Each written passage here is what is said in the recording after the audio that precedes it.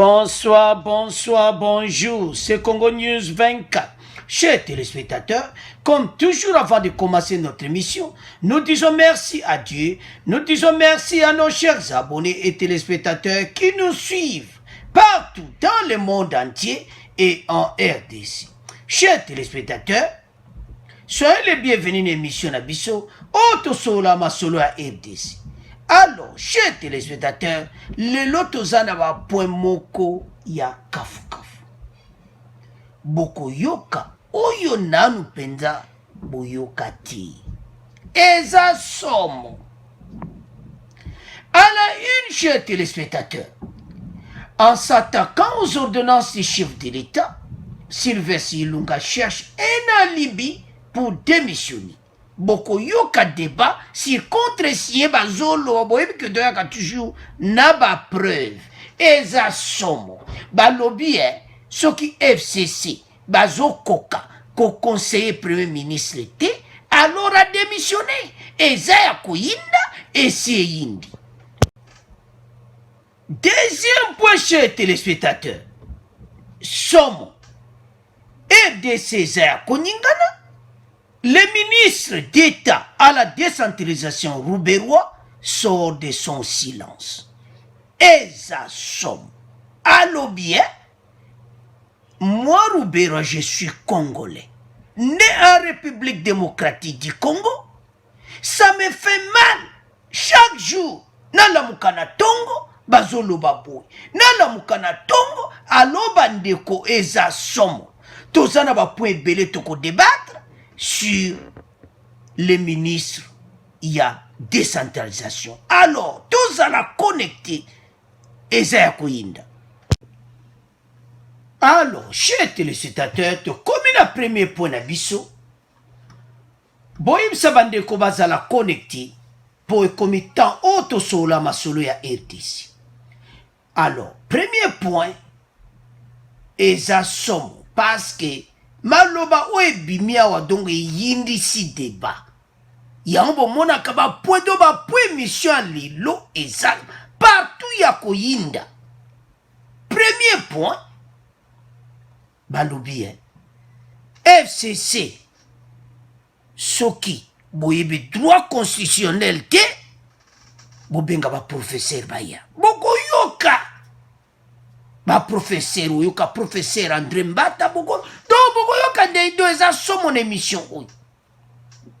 En s'attaquant aux ordonnances du chef de l'État, Sylvestre Ilunga cherche un alibi pour démissionner. Et yindi débat sur contre-signe. Chers téléspectateurs, bo yebi ba dossier yo, alors ba vérité ekobimi. Ba vérité ou bimi awa na débat oyo. Et so laksa clairement deni FCC bazo tambola. Sony. Donc FCC pene bimi na poisa. Pona nini? O baza kusala. De l'autre côté, ba induire Sylvestre Ilunga en erreur. Donc, Premier ministre a un problème moko sérieux, balobaka sérieux. Chers téléspectateurs. Donc, azolu kandenge nini dossier yo amemango ezati. Donc, boyo kaka lobby au jour bon démission. Azo kokate. Parce à sali erreur moko grave azo yeba ndenge nini ako corriger erreur wanati. Et ça somme. Sylvestre Ilunga a simplement raté l'occasion de se taire. Et peut-être il a été très mal conseillé par son entourage. Car sa communication n'est pas à sa place ou sinon il est mis sous pression de sa famille politique qui le pousse à multiplier des fautes et erreurs de jugement. Chers téléspectateurs, ça c'est mon émission. Oui. Donc, FCC bazo yebate oyo baza kosala. Et sanga ekoti mobulu. Tango boko yoka bolwa me. est-ce que bateau yo penza? Alors, sans plus tarder, Toyoka, première partie, parce que deuxième partie, ça. Pour ça, somawa. Do débat, bien beaucoup, yoka, bien beaucoup, comment. Alors, Tolanda, interview ba accordé. Professeur, Mbata, bon, on continue mission d'abisso. Professeur André Mbata, vous êtes avec nous, bonjour. Bonjour. Merci d'avoir répondu à notre invitation. Cela fait couler de l'encre et des salives. C'est les débats sur la toile. Tout le monde en parle. Le contre-saint, c'est un acte, comme on le sait, de très haute portée politique. Mais pourquoi ça crée pour autant des débats à ces jours? Merci Gérard de m'avoir invité. Je dois dire que je suis d'être obligé d'intervenir sur une question de droit constitutionnel. Vous savez, le droit constitutionnel, c'est un peu comme dans votre métier de journaliste, où on parle des moutons noirs. Le droit constitutionnel, le terrain est envahi également par des non-constitutionnalistes. Tout le monde se veut constitutionnaliste. C'est un secteur aussi envahi par des guignols et même des charlots, des charlatans du droit constitutionnel. Bon, merci de m'avoir invité. Et s'agissant du contre-saint ministériel, ça cause des problèmes. Pourquoi il y a des problèmes? Il y a des problèmes. Voilà, donc ça crée des problèmes parce que justement, le Premier ministre et la famille politique à laquelle il appartient, c'est-à-dire le Front commun pour le Congo, le FCC, a réagi et s'est dit insatisfait du contre-saint qui a été apposé par le vice-premier ministre Gilbert Kankondé, qui est celui qui est chargé de la défense. Je crois que c'est pour cela que ça crée des problèmes que je ne trouve pas personnellement au niveau du droit constitutionnel, parce que la matière est régie par la Constitution de la République. Est-ce qu'on peut dire que c'est un problème juridique ou un problème politique? Bon, moi je ne trouve même pas de problème, je trouve que c'est une incompréhension, parce que Parce qu'il y a eu un communiqué qui a été lu par le porte-parole. Bon, c'est qu'il y a un problème. Il y a un manque de compréhension, c'est sûr que vous voyez nos amis du FCC, ils comprennent très tardivement ces questions d'état de droit. Et il faut comprendre, c'est pendant 18 ans, ils n'étaient pas habitués au respect de la Constitution, à l'état de droit. Vous devez comprendre qu'après 18 ans, quand on se réveille... Quand vous dites qu'il y a une compréhension, ben finalement, qui est habilité à interpréter la Constitution? Bon, disons... Ce n'est ni des constitutionnalistes, ni les juristes, des communs des juristes, mais la Cour constitutionnelle qui a cette qualité de pouvoir interpréter la Constitution. C'est la Cour constitutionnelle, et la Cour constitutionnelle n'est pas intervenue, vous avez raison, c'est l'instance compétente qui a le dernier mot. Évidemment, pour se prononcer également sur cette question, il y a des spécialistes. C'est-à-dire tout le monde ne peut pas se prononcer sur les questions de la Constitution comme on le voit dans ce pays. C'est tout le monde, journalistes, politiques, sociologues, médecins, même chimistes. Et qu'est-ce que vous conseillerez, par exemple, au Premier ministre en ce moment, de saisir la Cour constitutionnelle pour interprétation, ou les FCC de saisir la Cour constitutionnelle? Je crois que la question que vous voulez me poser d'abord, savoir si ces contre-saints étaient constitutionnels. Je crois que c'est la question première avant d'en arriver au Premier ministre. Et je dois dire que la matière est prévue donc par la Constitution, l'article 90, qui dit que le Premier ministre est le chef du gouvernement, et en cas d'empêchement, c'est le membre du gouvernement qui a préséance, qui assure l'intérim. Et alors, dans le cas précis, le Premier ministre était empêché, il n'était pas là. Empêché, c'est-à-dire, disons ça dans... Même pour un déplacement à l'interne, au pays? Un empêchement, c'est quoi? Vous n'êtes pas en mesure de le faire. Et je le dis comme étant quelqu'un qui ne commande pas sur les réseaux sociaux. Il ne pouvait pas signer... J'ai participé à la rédaction de cette constitution. Nous sommes dans un temps moderne, quand même. Oui. On peut l'envoyer par scannage pour qu'il contresigne. C'est le chef de l'État qui apprécie. Il n'était pas en mesure. Il n'était pas en mesure, et vous avez appris... On discute encore de quoi? Je crois qu'après mon intervention sur Top Congo, le débat est clos. Le débat est clos. Pourquoi? Il y a pas encore clos parce que sur la toile, les gens continuent à mais sur la toile, chacun peut faire... Ce sont les humeurs et les incantations. Vous n'allez pas empêcher aux gens, ou même à des non-juristes, ou même à des juristes, oui, parce que le professeur sur la question. Les gens ne doivent pas se limiter seulement à ce que vous avez dit, parce que ce n'est pas parole d'évangile. Non, mais ils doivent le faire. La science appelle le débat même sur ce que vous avez jeté. La science appelle le débat, mais il y a des spécialistes, cher ami. Prenez la matière de coronavirus. Vous êtes sociologue, vous croyez que vous irez présenter un protocole pour guérir le coronavirus? Mais nous parlons n'importe quoi. Même les juristes, vous êtes du droit des sociétés. Vous faites un autre droit, vous n'avez pas appris ça. Vous croyez que parce que vous avez un doctorat obtenu, certains ont été obtenus dans des conditions difficilement acceptables. Vous croyez que parce que vous avez un doctorat, vous avez un titre de professeur d'université, vous devez vous prononcer avec autorité en droit constitutionnel? Mais non, on parle de quoi? Même dans le domaine médical, mon cher ami. Vous n'allez pas trouver un pédiatre en train de discuter avec l'épidémiologiste. Commun des mortels, oui. Contre ça, c'est un acte de très haute portée politique, ça vous êtes d'accord, et juridique, oui, qui relève de la compétence, comme le soutient certains, la relève exclusive, attachée à la qualité du Premier ministre. Bon, c'est le Premier ministre qui compte. D'abord, il y a des précisions à faire. Il faut qu'on apprenne à notre peuple. Et il faut qu'on apprenne à nos amis du FCC, à tous nos amis des politiques. Oui. Il faut leur apprendre. Ne vous prononcez pas sur une matière sur laquelle vous n'avez pas une spécialisation. Alors, chers téléspectateurs, nous avons suivi. L'encre coule partout ma solo kakayango. Alors, entourage na ye moko, ba koti na suka na des erreurs, des jugements, donc à multiplier ba fodon et puis si pena ma bé. Ça fait mal. C'est tout à fait normal des professeurs Mbatalo, bien parce que Bassala à peu près 18 ans au pouvoir, Batigala Kozala n'est état de droit. Et puis ils ne sont pas des constitutionnalistes. Ce n'est pas dit que vous êtes docteur en quelle matière, au lingoya kolo makamba constitution. Bah évitez. Bah tout n'a pas ta cour constitutionnelle où yo présent sali zanini. Avant même de pousser Premier ministre, nous avons erreur. Maloba, oyo ba bazo lobezo mema bango na tsuka na désordre. Et maintenant, c'est la honte. Et ça pena son n'est pas Premier ministre. Azo pesa Fatimbo Tewana na Conseil des ministres. Donc, ils ont salé pas si. Et ça n'a soni. Qu'est-ce qu'on doit dire? Et là, on y penangai oyunas. Donc, il l'ungase sune loka wolobati.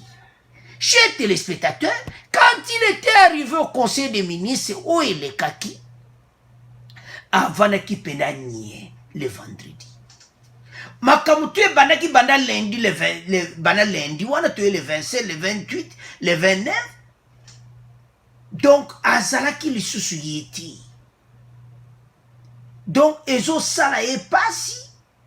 Pour le moment, nde bozo ke interview wana, chers téléspectateurs, eza publié le long de bozo oyo, donc eza donc, eza mawa. Le 27, donc semaine oyeleki, makambo oye bimiaki, eza mawa. Vous avez suivi FCC avec cette attitude, avec Oyezo Lobama. Je ne sais pas. Mokoyoka deuxième partie.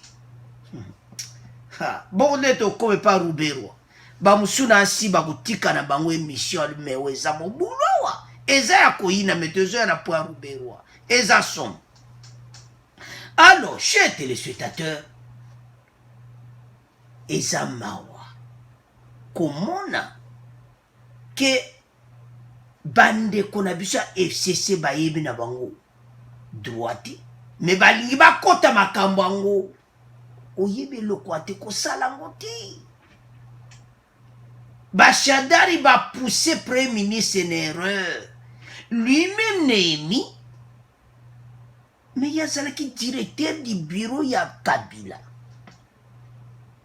Azaraki témoin tant chez Otundu azo signé azo contre-signe ordonnance présidentielle et Némi était là. Alors, chers téléspectateurs, avançons. Toyo Kalisou extrait oyo bongo to continuer débat c'est ça somo awa. Alors, donc c'est une matière où il y a des autorités. Mais c'est comme dans toute église. Il y a des cardinaux. Il y a des évêques, il y a des prêtres. Pourquoi est-ce que tout le monde veut se faire cardinal? je dois dire que c'est une matière qui est prévue par la Constitution et le vice-premier ministre a signé. Rien ne l'interdit en droit constitutionnel.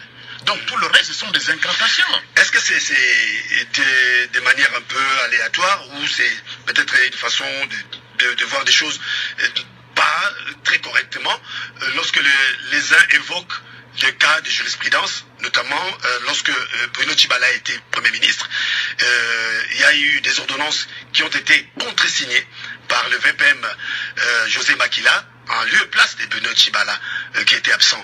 Donc on peut prendre ça comme une jurisprudence. Ben mais oui, il faut dire que chez nos amis du FCC, il y a une sorte d'amnésie collective. D'amnésie collective. Vous me demandiez tout à l'heure si j'avais un conseiller de nos premiers ministres. Bon, moi je lui demandais s'il ne peut pas, il pouvait démissionner. S'il ne comprend pas la matière de la constitution, et la fois passée j'ai dit ceci, si le FCC peut engager un constitutionnaliste qui est de leur premier ministre, et je suis prêt à donner mes services gratuitement pour les aider. Parce qu'il y a un problème. D'abord, vous avez parlé de la jurisprudence. Le communiqué, deux ordonnances au moins, ont été contresignés par le vice-premier ministre Cheikh Kitundu. Et vous savez qui contresignait et qui certifiait conforme à l'original? Mais c'est le professeur Moulania, l'actuel coordonnateur du FCC.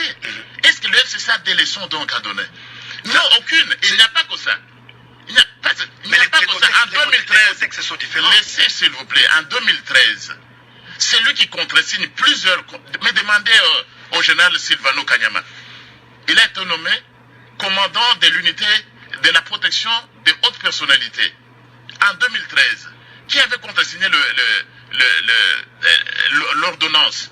Le premier ministre Matat était là. C'est lui qui avait contresigné, c'était le vice-premier ministre Alexandre Louba, qui n'était même pas président.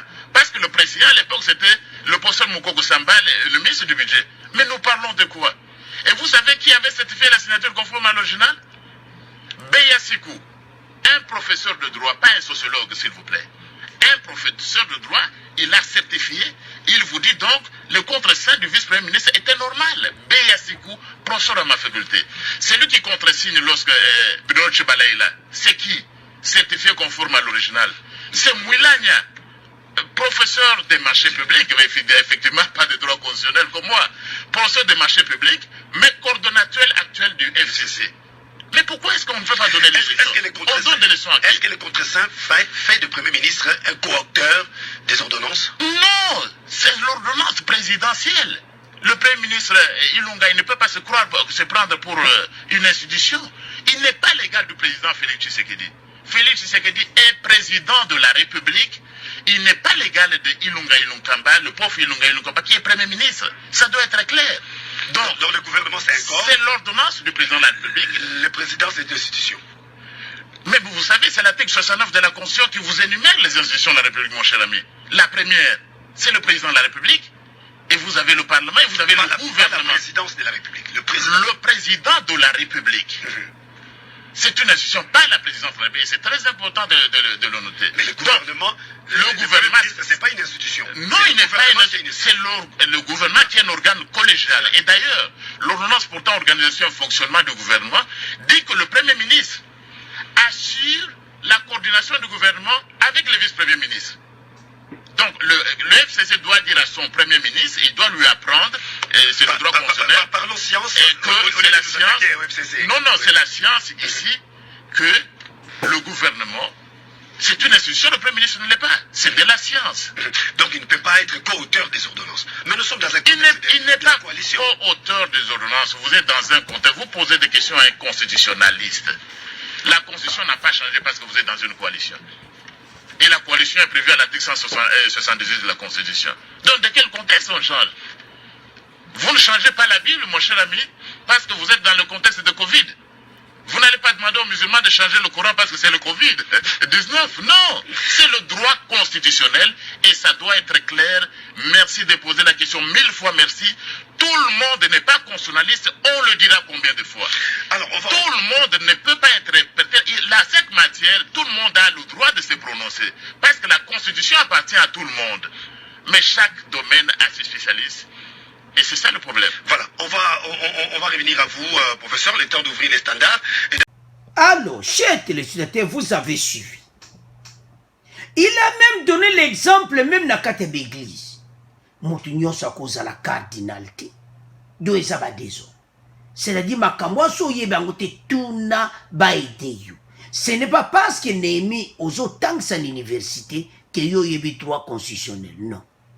Oza na matière na yo moto aza docteur na quelle option que vous avez fait.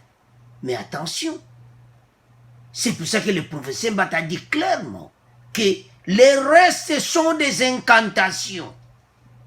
Alors, awa ezolakisa clairement que moto azotia mobulu nyonso na FCC ezali Néhémie. Donc, ntango azozwama makambo nyonso epai yeme yende moto azotia désordre na kati ya makambo nyonso. Allez pousser même le premier ministre à donner des déclarations. Pandeko, quelle erreur! Na évité so ba kusenga beskiz ne po mikolo ba démarche ba démarche. Mutu na mutu aza koloba ya ye. Ah, Ruberu apa ye koloba ya ye eza koyinda na émission oyo. Mutu na mutu abia facha sa tomboki. Na bwana ba problème na président de la République. Mais FCC baza mbela minu mibale balobi kote o kote ba ina makamusu. Botala poto ya boye. Oh FCC coordinateur Moulania. Il y a beaucoup d'ordonnances contre-signe pas. Na lera Chibala, José Makila signe. Eza ya koyinda, esi yindi. Oya somo lisusu eza nini.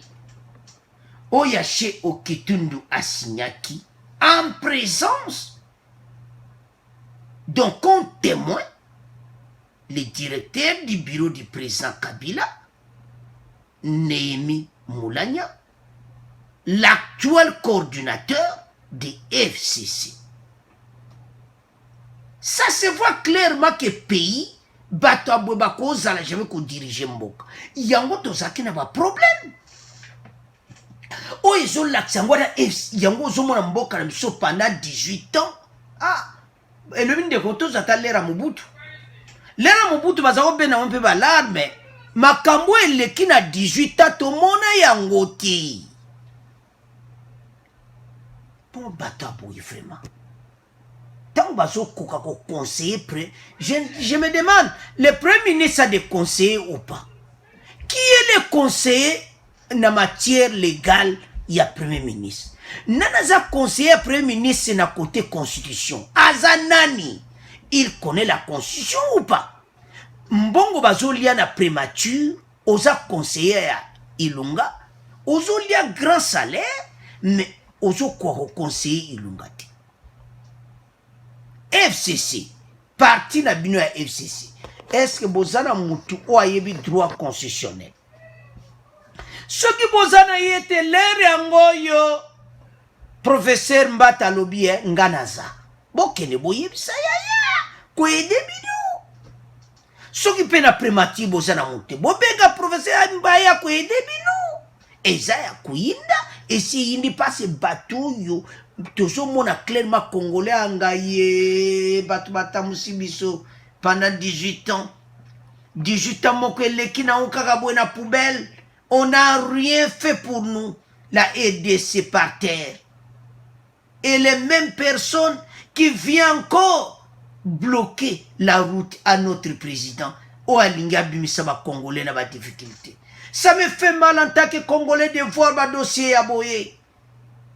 Nous avons tous écouté ce que c'est vrai congolais. Tant que zo yoka procès Mbata zolobako, ozo kazana souci yamboka. Azotala les battus bazamabe. Et puis azoloba peut-être il ne connaît pas. Il était clair. Néhémie et Longinasi au décevoir ba congolais. Ils ont montré clairement que Yomuto Ilunga en erreur. Ça fait mal. Le premier ministre, en s'attaquant aux ordonnances du chef de l'État, Sylvestre Ilunga a un alibi pour démissionner. Asa suna choite pas, ça salibérer moko grave. Je ne sais pas comment il peut survivre-t-il le loiseau azali. Est-ce que question bandeko baza kutuna na mopanzi abenge fatia senga ebe excuse et pas se fatia limbisa bon soki azovanda wana azomwa lokola ke allô président de la République, c'est le premier ministre ici, veuillez m'excuser, on m'a induit en erreur. Par qui? La famille politique. Et ça m'a voir. Donc, on a bien que clé mais autres pas congolais que tala bateau yo bazai kota musamboka. Bazandenge nini.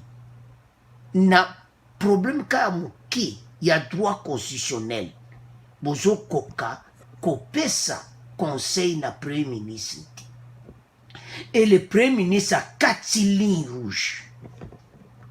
Surtout kabwe trop tard. Il lunga so recruté.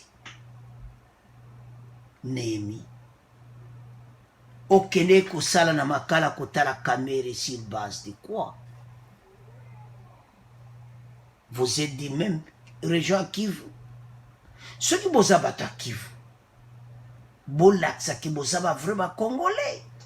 Sinon congolais on comme kaka na doute les miotango zo kama kamba boy.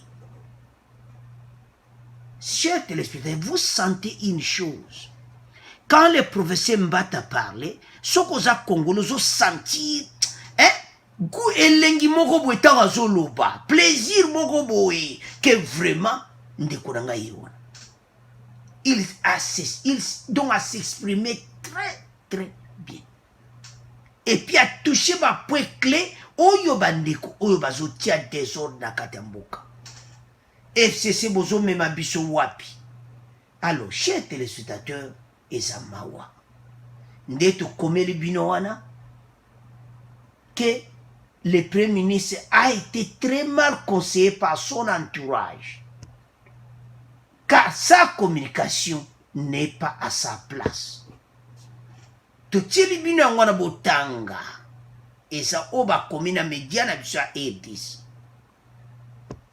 Tant que il y a bien information au bandiko. Et ça pour Congolais comprendre, banani batam ça pendant 18 ans. Ben information zo uta kingankati. Il y a des conseillers au bakoko aider. Ou bien seulement pour na ko déranger mboka. No ba Congolais bazai subon, ba Congolais ba telemi boye na makambo yo, o to sala. Ensemble to solo la tobo non, baboui. Dialogue ezati. Ba Congolais balobi non. Passe talanan. Professeur Mbata ndenga corriger bango. Alors, chers téléspectateurs, tout tiki pour na bino. Parce que ça mawa komona comment batu va se comporter boui. To komo leka na deuxième point. Alors, chers téléspectateurs, deuxième point oyo eza somo. Erangoyo Tolanda boye sabandeko Tolanda. Les ministres, pourquoi tu lobby yindi passe à lobby makambu beaucoup donc ça et belé mon soupete bayoka kiamo et ça qui sont ministre d'État la décentralisation Azaria Ruberwa parle de la balkanisation en EDIS. Pour bi ba Congolais ba la balkanisation ya ye koloba yango eza ya kuinda esi yindi pasi bokoyoka. Il avait commencé que soka la mukina tongo et je salais pasi. Je suis congolais, né en République démocratique du Congo. Ça me fait mal quand on dit que je suis étranger. Et je salais pasi bandiko. A toujours reporté que vraiment je salaye passe dans la mukana tongo donc surtout bande kwa diaspora bozolo mabe mingi pona Rubero ala mukano bezo sale passe yango il sort de son silence aloba alekaki na télévision na biso na Congo biso nyonso peut-être mosusu balandaki te tolini to reporter bino yango très très bien et puis to débattre yango ensemble alobi so kaka alamuki na ntongo o Rubero asali boye o aza na baprisonnier na kati ya ndako na ye o aza na baprisonnier kuna epa na ye alors akangisi bango donc bato wana pasi ifo bakende ovérifie bandeko lere moko na ndenge mabe te ava toloba lere mo ovérifie na yo nanu alors bandeko wana baloba eke ye aza na bato na kati ya ndako na ye baprisonnier et tout ça yango ye moko aye koloba epuis bakendaki basambisaki bango bakangaki ndeko wana aza na makala bon eza bapene moko bocomprendre ekozwa mpe ba 2 mois 3 mois be tout ça mais ese akaje judiciaire ndeko wana mpe ebebi alors bakangi pense que bakende mpe kovérifier peut-être bapolice mpe bakite pane alors c'est qui bafungula porte ya Rubero la police awa tout ça toya awa toye kovérifie balobi ke oza na baprisonnier awa batali na kati bamona eloko te alors bandeko wana ozare basambisi bango na tribunal état de droit e batie bango na makala alors Rubero aye lelo kosola na bakongoli pase bakongole bayokaka kaka bobo me adu mpe na tanso na bakongole tolandaki yango me awa ezaka mwa baextrait oyo bapoint moko clé oyo bakongole balobaka to mwa baextrait wana tokoyoka yango ya mwa bapoint oyo eza important oyo esalaki epasi premier point après deuxième point je suis congolais wana deuxième point mais tobana na premier point alamuki na ntongo oh boy oh boy oh boy ezosala epasi alors sans plus tarder toyoka ministre d'état la décentralisation Azarias Rubero bongo to continue mission na biso akoloba tolanda bien plutôt mal mais sereinement juste c'était quelqu'un de notre tempérament ou d'autres croyances que ça m'aurait beaucoup troublé parce que décidément c'est tous les jours où quelqu'un se réveille dans le pays mais surtout dans la diaspora et invente des histoires inimaginables. J'en lisais encore il y a 2-3 jours avec encore bien sûr il y a des gens qui disent voilà il a écrit, il fait des démarches pour être ambassadeur à New York en vue de la partition du pays. Comment est-ce qu'un ancien vice-président de la République et ministre d'État peut solliciter auprès du chef de l'État d'être envoyé comme un fonctionnaire? Un ambassadeur, c'est un fonctionnaire. Mais en fait, ça vise les esprits faibles. J'ai l'avantage de vous annoncer que le procès dirigé contre, comme partie civile, bien sûr, contre l'auteur de pas mal de ragots dans 2 comptes Facebook sur le fait que j'avais des militaires chez moi, j'avais des cachots chez moi. Aujourd'hui, il est condamné à 17 mois. On l'a condamné? On l'a condamné, il purge sa peine. C'est bien sûr qu'il va faire l'appel, mais désormais son casier judiciaire n'est plus vide. Il est à Makala. Alors, qu'est-ce qui vous a poussé? Alors, chers téléspectateurs, toyoki wana première partie, deuxième partie des assommes. Bamusu lelo awa, tokopike ba crise. Alors, chers téléspectateurs, eza somme. Commençons na point que alamuki na tongo, en tant qu'humain, alamuki ayo kaka, yeboui, azaboui, azamopaya, alamuki na tongo, bazolo makama be kaka pona ye, ezosala epasi. Alors, ntango moto alobimaka mwana ezosala epasi bandeko fo bocomprendre wana totikango mpena na bino mais problème toni toloba eza moko bandeko ntanto okomaka mo na Facebook eza mpe kopesa conseil zwa vraiment vérité ya likambo loba so eza vérité toza na état de droit baokango te nde tosala émission olo makambo ya solo makambo ya lokuta mpe eza mpe bien te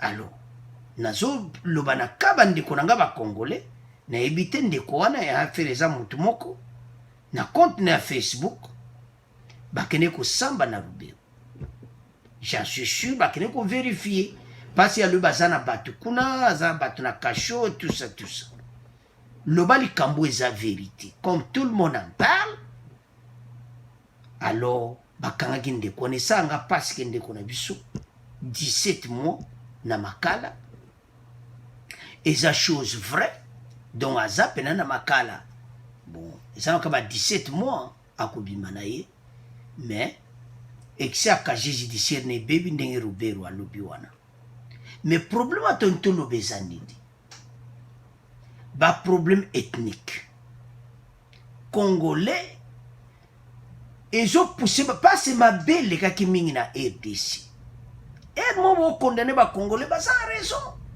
makambo ebele mabe eleki surtout pendant les 18 ans yango omoni congolais aza na confiance iso ya bandeko ebele ti neti mpo wana mosusu balobi ke ye azokende ambassadeur et tout ça do bauti obimisa badossier mpo na ye azokende ambassadeur soki na États-Unis et tout ça oprépare obalkanisation et tout ça donc alobi ezosala epasi yango lelo ayepa bino bacongolais ke ezosala vraiment pasi bandeko bazolanda émission ya ye kopesa doléance na biso tala tozorapporte oyo alobi que ça fait mal olamuka na tongo Lubero oloba na tongo aza mutu amoni ke ezotravaille alors eza pasi sota de l'autre côté bacongolais Luberois les congolais baparcouru baétape apasi c'est pour cela que bazoloba mpona yo bapasouffrir na makambo ebele oyo ya ndenge na ndenge mais eloko eza mawa ke makambo mosusu nde balobi wana mosusu eza yango ya lokuta yo oza no ambassadeur te olingo okende okoma fonctionnaire te bon ça se comprend wana okoza no ya raison kote wana mais bacongolais sikoyo ezosala bango pasi komona ce qui se passe partout. Il est le ministre de décentralisation. Travail wana. Et je salama bien. Alors, wana ça va congolais va répondre. Est-ce que la RDC, décentralisation côté à Moussa les sala bien? Beaucoup de ça va message. Ministre de décentralisation par l'autre. Non, place où fait des erreurs, place où fait encore ça bien, t'es à bon ici. Et loko eza passe eza que ya ye comme il s'est présenté par bacongolais po mikolo ekomuta moto na dossier na ye Lubero alobi te lelo fo pena sola na bacongolais bokoyoka vraiment que na deuxième partie bokoyoka ye pena parce que moi bexeka ya mikeka bo comprendre comment ezosala ye pasi ça lui ezosala vraiment très ezosala pena pasi makasi alamuka na tonga fwabwa Lubero ezosala pasi alors lelo ayepa bacongolais to comprendre que asa congolais alors toyoka deuxième partie oazo koexplike ndenge nini ya botama epa wapi abotama tina ndenge akomi boye mpo bacongolais bacomprendre ke yaza ndeko na bango alors tolanda Lubero bongo to continue mission na biso. Je n'ai jamais été étranger par rapport au Congo. Je suis né congolais, des parents congolais, des arrière-grands-pères congolais, pour ne pas dire qu'il fut un moment dans l'histoire où c'était un espace qui n'avait pas de forme. Mais depuis que le Congo est Congo, donc en 1885, autant que vous, je suppose. Absolument. Sauf si les vôtres sont venus. Ah non, les miens, ils sont enclavés là-bas au passage. Donc, tout est OK sur cette matière. Et donc, Razia Soubero réfléchit Congo, vie Congo, parce que j'ai appris, vous avez fait vos études à Lubumbashi. Oui. Et vous avez fait votre carrière ici en Oui. tant qu'avocat. Vous avez fait la politique ici. Pourquoi vous faites ces procès parfois inutiles Voilà. que vous travaillez pour les intérêts Non étrangers? seulement que j'ai fait mes études de droit à Lubumbashi, j'ai des collègues parmi les hauts magistrats et d'autres. J'ai fait mes études secondaires à Kalemi. L'Institut de la Kouga, c'est dans un camp militaire, le camp marin. J'ai des collègues qui sont là. Et bien sûr que je suis né dans les hauts plateaux de Minembwe. Je suis né à Minembwe, où j'ai fait mes études. J'ai quitté après la 3e année secondaire. Non, ça veut dire que nous sommes dans un pays où il y a des marchands d'illusions. Alors, ils vous jugent à partir du faciès. Votre faciès. Mon faciès. Et ils oublient que la nation Congo, la RDC, n'est pas faite que d'un seul faciès. Et c'est dramatique. Nous tous, à l'école primaire déjà, lorsqu'on a appris la géographie humaine dans les années suivantes, on a appris l'histoire des peuples qui habitent la RDC. On ne nous a jamais dit qu'il n'y avait que des Bantous qui vivaient la RDC. Il y avait les Soudanais, les Nilotiques, les Pygmées. Et déjà les Pygmées, bien sûr. La morphologie du Pygmée n'a rien à voir avec les Bantous. Rien à voir. La morphologie du Bantou est différente de la morphologie des Nilotiques ou des Hamites, que dirais-je. Il y a des Soudanais, il y a tout ce que vous avez. Celui qui perdait de mémoire une de ses composantes perdait des points. Bon, maintenant, devenu adulte, avec la politisation et la recherche effrénée du pouvoir, notamment à travers les élections, ou autrement des nominations, des équilibrages, les gens ont conçu d'autres compréhensions du peuple congolais. C'est des Bantous. Donc être congolais, savoir faciès, Bantou, Soudanais, voilà. et ça s'arrête là. C'est réducteur. C'est une conception erronée. Et ça ne fait pas de nous la nation congolaise. La nation congolaise est habitée par des peuples de différentes morphologies qui n'ont rien à voir avec l'étranger. Alors, chers téléspectateurs, nayebi te soki makambo nyonso bakongole bakoyoka Lubero. Po bakongole ata oexplike na yo nyonso na botama boye na bota bakongole bazotane makambo eleki. Alors nayebi te ndenge nini bakongole pena bakokomprendre ke yo oza vrai congolais. Po bakongole na motuna bango ata yo lobino nde bazawa. Ndeka no présenter mission dia baza na colère pona bango toyebi te soki oyo lobi eza vrai. Alors wana totika na bakongole po eza ya koyinda bakongole na ndimi te mabe eleki dans le passé makambo elekana kuna na est esala bakongole pasi na ndimi te vraiment bakocomprendre yo Lubero nandimi te mais biso toko reporter kaka. Alors, chers téléspectateurs, vous avez suivi qui n'ont rien à voir avec l'étranger. Je suis congolais, né à Minembwe, et ça ya koyinda, et c'est yindi. Alors, aza mwana Minembwe, Minembwe zawa, na Sud Kivu. Alors, bongo sikoto olobani. Donc, alobiki aza congolais. Grand-père, et ça c'est mon émission. Congolais. bakoko congolais atangi na Congo. Oh. Donc lelo bino diaspora bozana problème sérieux na Ruberwa. Alors ba diaspora so balamuke na tonka koloba kombo na ye alembi yango lelo aye kotangsela batu la balkanisation. Habito comprenaki tanto okola à l'école primaire na géographie yo ben de kozola na émission sala joko olanaki pe géographie ke na RDC ezaka kababantu te oyo biso nyonso tozali mais eza mobulu awa denilotika eza somba awa des soudanais des pygmées. Donc ngambo wana kote wana pe kuna yoki bena prononçant pena makasi bon wana bokope sikoyo asabe titre secondaire ne na Kalemi. Alors chers téléspectateurs abanchi kotalisa ba congolais balkanisation abani ko expliquer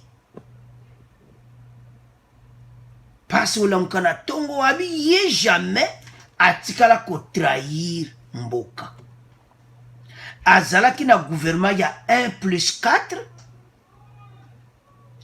na gouvernement na bazali na Kabila na Jean-Pierre Bemba batika koyoka te ko ya sali etamu obwe kuna watu rapporto nde aza ko expliquer sur la balkanisation. Na 96 avec AFDL batikala j'aime kotanga komba Rubero oh yeo balobi ke Rubero asali likamobo. Mais pourquoi ça la muka na tongo kaka bato ya diaspora kako Rubero asali ba diaspora alo ibotika ye eza ya koinda ezie yindi eza soma alobi na conception erronée bandeko dossier oyo soki boy moni mutu pena avandi la palabi non trop c'est trop bato bazo bimisaka ngai naza mopaya ese bazo comprendre eza nango te ko balkanisation boye non yango aza ko expliquer ndenge nini ba peuple congolais baya ba pygmée ba nilotique ba soudanais ba rwandais de l'autre côté le burundi partout ne batu kandi bo comprendre siko mais eloko abetaki c'était je suis congolais né à Minembwe natangi be école primaire na ngai études secondaires na ngai natangi yango na Kalemi na Minembwe ta tout ça géographie ntango aza na école primaire batanga pe géographie tout ça on comprend comment les peuples congolais eza kaka babantu te na ndeko journaliste azotune mpe baquestion chez téléspectateurs eza somo. Alors yango aye koloba que la RDC sotali côté à Bazaïr ba Congo au monake côté Angola ba kokana côté wana abiso keli sou côté à Katanga au monake ba kokana à peu près na za bazambien aza ko expliquer ba frontière wa nyonso na Nord Kivu Otalipe na Rwanda, Ouganda, Soudan et tout ça. Donc, ezate que RDC ezaka kaba bantu. Adi on va quoi expliquer. Pour ba Congolais vous bengi étranger. Alobi ya za Congolais. Donc, ce qui bon moni muta e komi donc oye koloba boye. Donc venez travailler pour les Congolais ndé ba komaka mais ça pas cité alors à moni moi été alors batouyo il faudra qu'il na luba problème tonto lobawa monsieur Ruberwa ba congolais ba vivre ba makambo ebele ya mabe ce qu'on bazoloba d'une manière il faut comprendre et pourquoi bazoloba bongo ba moni ba makambo mabe bandeko so bolanda yango so bozana tambo bolanda nini mo mababiso to chango te to joki be extrait o est important pour discuter en émission o est légal que extrait bo discuter nango extrait to discuter nango problème est de travailler ma casse ezaka moko. Je ne suis pas un étranger. Bande ko tabolo motema de sala passe. Bato baso tongi sanga na étranger te. Na sa congolais. Soit na mukina tonga froga radio. Boyo ki ezanga te. No reporter de yazo no sonde za na chambre na yi. Afungula kaboy. Oh Ruberwa étranger. Oh donc et ce salaire passe à Osaka Nangoti. Donc, si vous avez commandé un message, Nabino, et ce tout ça y a Sengi, les loba congolais, qui n'a pas de konabino, botika ko salangabo, ezaya ko inda, esie yindi. Bongolero ba congolais suba ko koma lisusu. Ah, o ezako ndeko tumbraka ba congolais. Mais et l'okoyo est important ça que na dossier oyo et l'oko faut et salier pena passi. Vous comprendre? A moni pena ki mais on peut na ko vanda te. Yango na ba ben ça une émission na RDC live alupa. Bande ko za somo eza somo en tant qu'humain amoni que trop c'est tout yango asengi ba congolais que dossier wana botika kobenga nga mopaya naza congolais eza ya koyinda totika ngo na bino. Alors chers téléspectateurs, to comment résumer mission na biso. Premier poto lobaki ya ilunga bolandi débat wana ete ilunga ba kotie na berera kosakana nguti azo regretter mais comme trop tard et comme mené penado na démission et puis point suka onde bolandi Ruberwa je suis congolais né à Minembwe fait des études à Kalemi. Alors bo comprendre nga makambo bolobaka diaspora esala nga pasi. Alors totika ngona bino bo abonnez massivement. Au revoir, à la prochaine.